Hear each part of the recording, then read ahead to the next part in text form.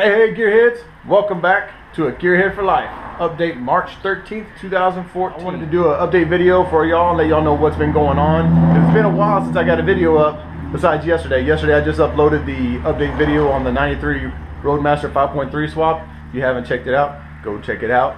But otherwise it's been a while, at least a month and a half since I've got a video up. So I wanted to get you an update video here telling you what's been going on, why you haven't seen much, and what's happening. Okay. One is I've been collecting everything to get the 5.3 swap into the truck. The truck is my priority. The truck is my daily driver. It's my main ride. So that's the one I try to work on the most. And the Camaro, we know about the squirter. It took a crap. It's still in the same condition. It's sitting there. Engine, we're still going to assume is dead. We haven't pulled it out, opened it up, anything to find out what's been going on with it. We will though once I get the heads ported for the 6.0 that will go in it.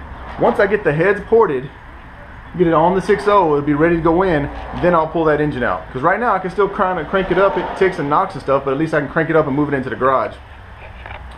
Move it around the driveway, whatever I may need to do. So that's what it's waiting on. The engine to go into the truck is waiting on the heads also. These are the heads right here behind me. They're almost done. They're pretty much mostly done. I just need to go back and smooth them out. You see the crap everywhere on them right now. But I just go through there with the Tootsie Roll, blend everything out, smooth it all out. They'll be done, ready to go to the machine shop. Then I'll get them on the 5.3. And that's been my mindset. That's what I've had going on to get the engine ready to get in the truck. Well, check this. We know the cab was crooked. We thought it was cab mounts. I took the truck down to a frame shop because I started to believe the frame was bent because of how everything's offset. The whole front end is offset towards the passenger, towards the driver's side. So when I lower it anymore, the passenger fender hits the tire. The driver's fender has plenty of clearance. The cab is cocked at an angle, so I'm like, something's not right here. Looks like the frame is bent. Took it to the frame shop and they confirmed that. They said it's pretty bad. I'll show you a couple pictures of it here. Well, so they said they recommended that it'd be better that I just get another frame to put underneath there. They said about $800 to try to fix it and couldn't guarantee that it could be fixed without being replaced. So I'm on the hunt for another frame for the 87 Chevy truck. Which was sad and frustrating because, like I said, I've been working hard to get the engine ready. I got long tube Schoenfeld headers to go in there. The headers are currently at my buddy Lon's house. We're gonna bead blast them, but before we bead blast them, I'm gonna weld on V-band flanges. We're waiting for those to come in the mail now. We get the V-band flanges in, we'll weld them onto the headers, long tube swap headers. I'll show you pictures of those here. Alright, after the flanges are welded on, we're gonna sandblast them and then coat them. We're gonna coat them with this stuff here we thought we'd try out. I probably would have been nice if I could have saved up the extra money to have them coated by Schoenfeld before I ordered them, but that about doubled the price.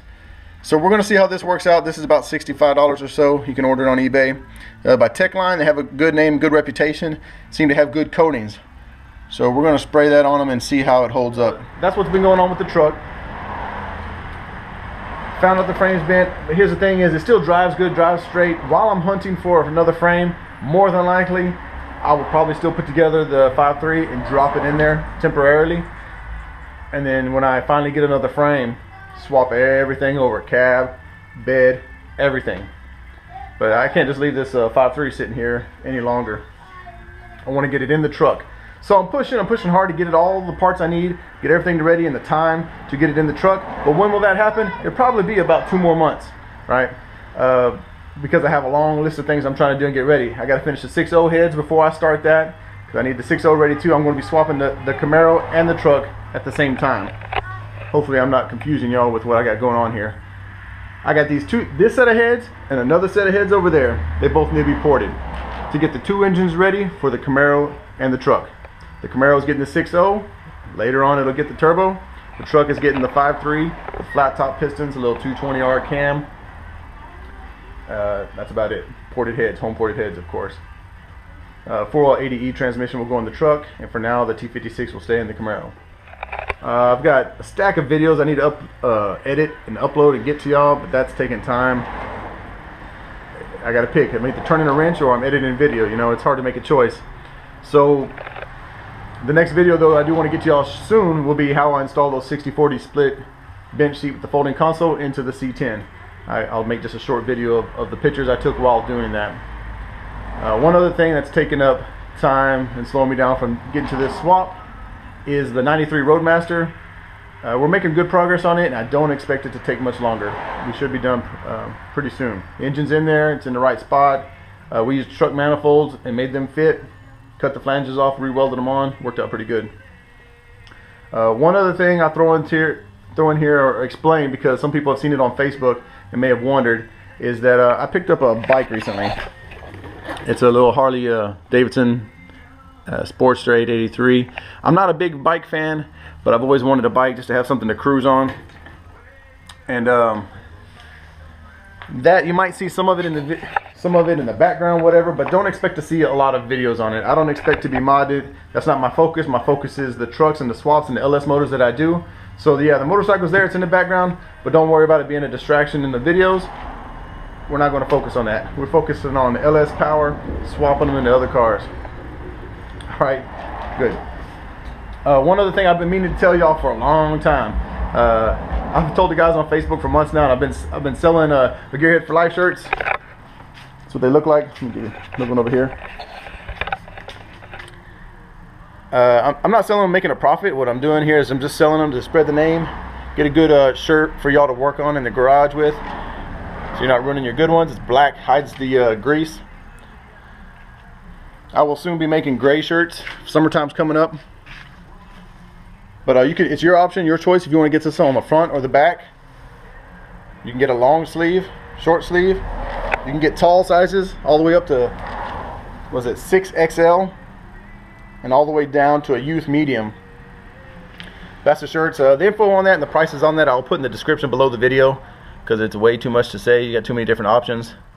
But I can tell you now, a basic shirt shipped to your house is 15 bucks, all the way up to extra large. Give you an average idea. But check out the description, they'll tell you the prices. Also, something else I've been working on was the wheels. I got a pair of 15x7 wheels from my buddy Lon. He had sandblasted them for me. They were in rough shape. You can see some of the dimples in there, the pits I should say. But we just threw some black paint on them. I want them to match what was on the truck. And these are 15x7s. The ones on the truck are 15x8s.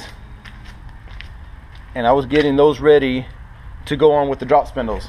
The 15x7s have less back spacing, which is needed for the drop spindle to not hit the steering knuckle. 2.5-inch drop spindle. If you use a 3-inch drop spindle, it'll also hit on the control arm. You have to clearance that. But I'm running a 2.5-inch drop spindle, and I'm going to try to use the 15x7s to clear the steering, the tie rod in. I already tried the 15x8s and they hit.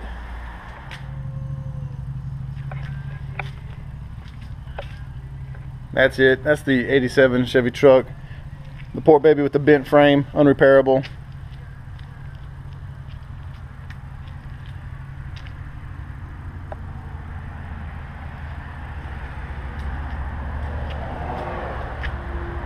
I wanted to give everyone an update on these hooks. I've showed y'all these hooks before that I had mounted.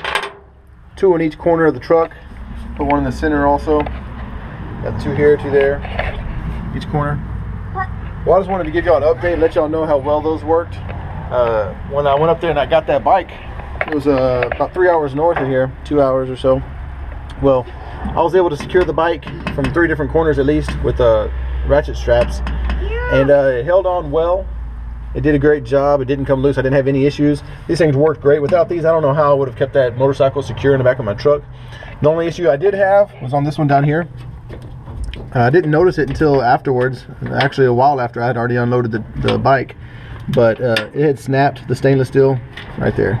Snapped the head off of the stainless steel screw that was holding it in. Just hardware, you know, I need better hardware to hold them down if I was going to be carrying that much weight that often. The bike weighs like 500-600 pounds. But just want to let y'all know these hooks that I love so much worked well, and they make your bed a lot more functional. All right. Here's a little quick trick of what I do. This is an old LS1 oil pressure sender. Always broken off. Majority of the time you find them in the back of the block after you pull it, it's broken off. So what I do is I put it in a vise like this. I'll drill straight down the center, drill it out large enough to fit the 1/8 NPT, National Pipe Thread, and then thread it. Tap it, I should say.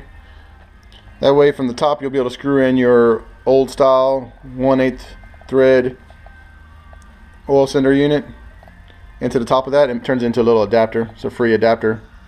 That way you don't have to pay $20–30 for one. Pretty cool. Next little trick I got here is a crank bolt for the LS1. When you're pulling the harmonic balancer, usually you got the stock crank bolt. You have to loosen it up some, back it off enough to where you can put the puller on here. The puller pushes on here and then pulls. But usually the pulley will hit the head of the bolt. So what I did was cut the threads off of another extra bolt and welded it on to extend this bolt. These bolts are torque to yield, they're throwaway, so you can only use them once, so it's not like I ruined anything here. This allowed me to be able to pull the pulley all the way off the crank without repositioning and loosening up and backing out this bolt. Usually I'd have to reposition this bolt about 3 times to make that happen. Another tip that someone has passed on to me since then, though, is they said if you cut this ring around the head here to where the pulley can pass by the head of the bolt, you won't need to extend it. You'll just be able to keep on pulling it. I haven't tried that yet, but I'm just showing you here a couple options of what you can do. The dimple in the head is great. That helps keep the puller centered so it doesn't walk. I don't know if you ever use a 3-jaw puller and the thing tries walking sideways left and right. Well, the dimple drilled into the head of it will keep it centered. Alright, that's your tip. Alright guys, that's it. That's all that I've got for you today, the update of what's been going on.